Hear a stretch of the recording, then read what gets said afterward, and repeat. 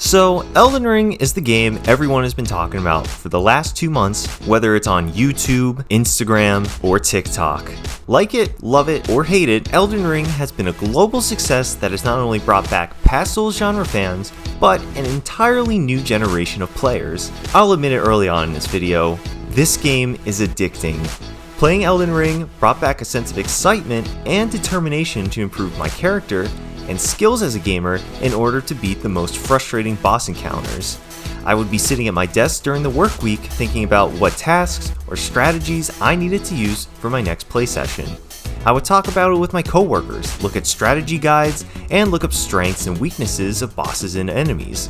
It was a level of enthusiasm that I hadn't felt since I was in high school playing games like Skyrim, Call of Duty, Legend of Zelda, or even Resident Evil. Resident Evil Village, which pulled my heartstrings because of the nostalgia I felt for Resident Evil 4, didn't even provide the same level of dopamine I was rewarded every time I played Elden Ring. What I'm saying may not sound too different compared to the other thousands of voices praising this game, but the opinions that I formed while playing Elden Ring were based on my journey to become the next Elden Lord. And right off the bat, my first impression of Elden Ring was that From Software created the older brother's version of Breath of the Wild. This isn't me saying that From Software copy and pasted some of Breath of the Wild's gameplay elements and forced them into a Souls game. In fact, I think it really flows naturally. It makes sense that you can sneak around and hide in bushes, and I think everyone can agree that the return of a dedicated jump button is much appreciated. But I couldn't help noticing some similarities between the two.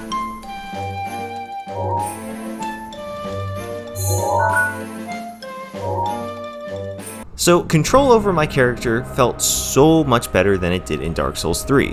Whether I was exploring in a mine, rolling into side tunnels, or in the open world jumping around on stone platforms in order to get down a cliff, I felt like I was in total control. If I died, it was on me.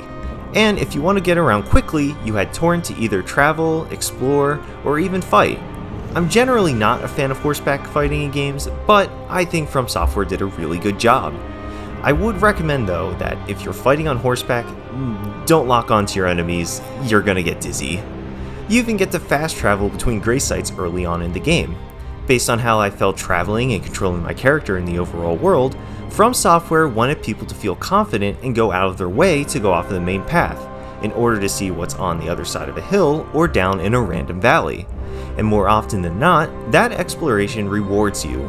One of the many passive lessons that players will need to learn while they're playing Elden Ring. In Limgrave, the player's first introduction to Elden Ring's open world, there are a few other passive lessons that From Software just doesn't spell out to the player. Lesson number 1 for me was that some enemies are just too powerful to go up against right away. The Tree Sentinel is meant to be overpowered.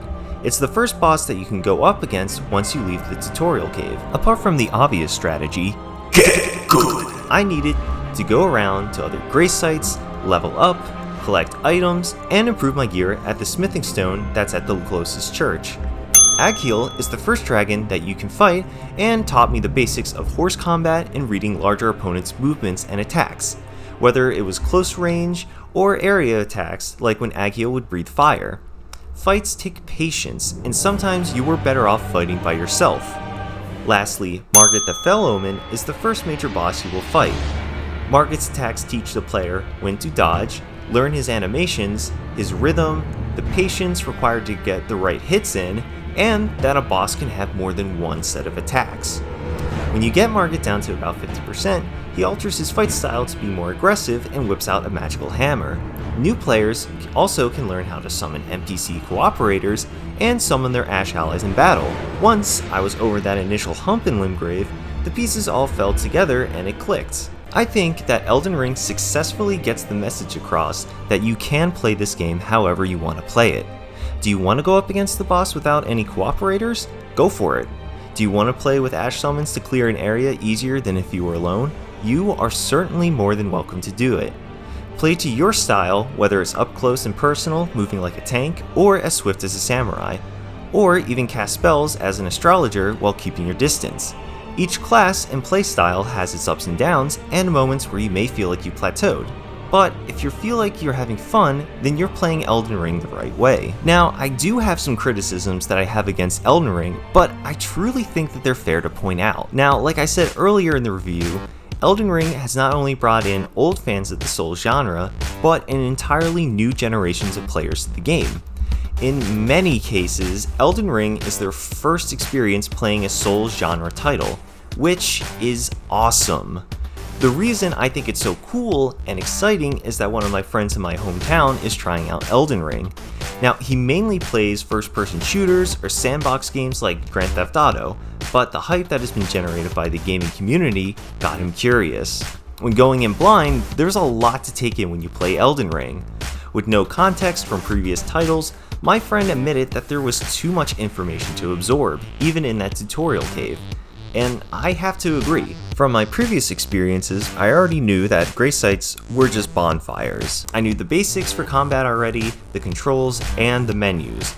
Without watching YouTube videos to explain everything and demonstrate what the tutorial cards are saying in the beginning, yeah, you're gonna be feeling lost.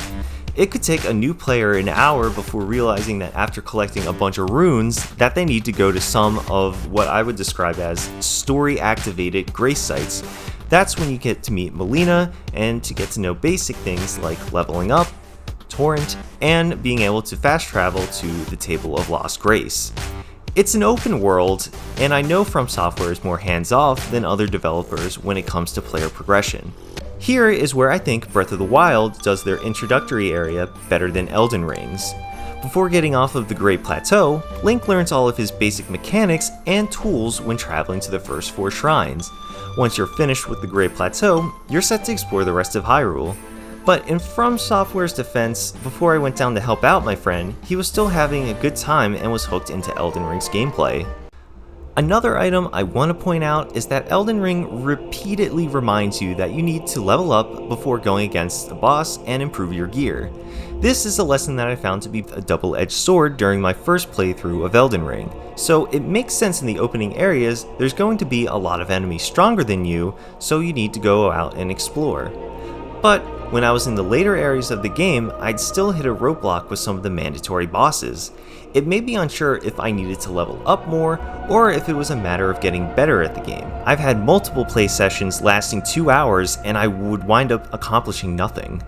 More often than not, it meant I needed to explore and level up, so the further you get in the game, the harder it was to measure the difficulty level of the newer bosses. Lastly, this doesn't affect how I would score the game, but it was something that I found kind of frustrating when I finally discovered this issue. When I hear the word cross-platform, I think I can play on my PC while someone is on their Xbox or their PS5. But when it's used for Elden Ring, that's not the case. Instead, by cross-platform, they meant that if you're playing on a PS5, you can play with your friend if they're on a PS4, which was a big problem when I went down to play Elden Ring with my friend. I was on my PC and he had his PS5.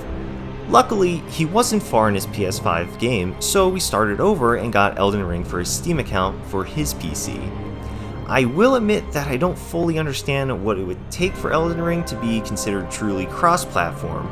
But come on, it's not 2006, the console wars have been over for a long time. Anyway, apart from my nitpicking, this was such a fun experience and I can't wait for my new Game Plus playthrough. It's a complete AAA experience with the quality you should and would expect from a developer like From Software.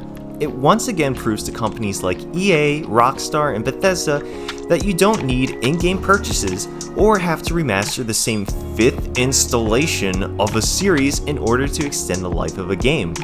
Focus on the story, its characters, the gameplay, its setting, and the community. That's what has people invested in playing their games and keeping their legacy alive.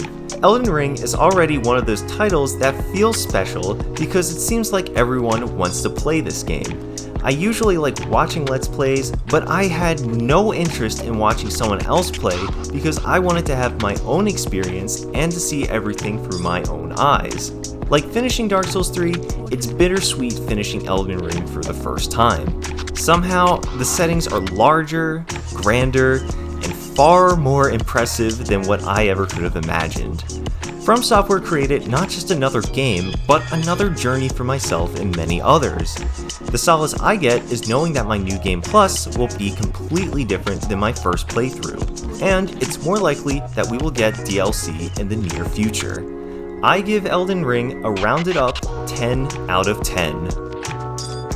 Hey guys, thanks so much for sticking around to the end of the video. If you liked what you saw, please like, comment, and subscribe.